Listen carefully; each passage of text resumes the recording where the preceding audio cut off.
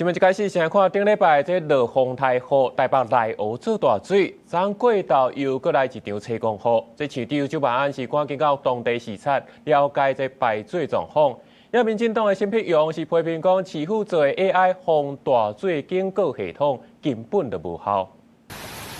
前幾天啊，台北市落車公雨，造成內湖部分地區淹水淹甲真嚴重，大量土黴水灌入金龍里的主體，讓當地居民未予應變。那一天晚上到晚上的時候，我們持續都還沒有辦法入水。那晚上的時候大概4點多，還有環保局的緊急的水車去那個幫忙處理那個下水道。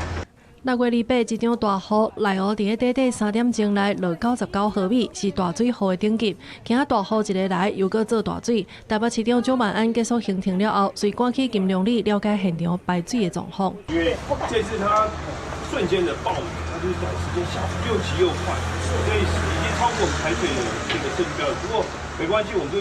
即刻的，就是說事後有泥沙趕快清。周萬安強調，市府團隊要嚴肅做好準備，後手財損的補償也佇你辦公室設一個管道，趕緊把經費撥落來。不過，迄當陣也協助里民恢復家園的民進黨台北市長參選人陳碧榮，質疑市政府講的 AI 防大水，那像無發揮預警的功能。台北有200多萬人，那這個它只有2000多人訂閱，就算你有一套很好的系統，如果人民不知道，你沒有事先預警，收不到這個預警的通知，那這樣的話就沒有任何的意義。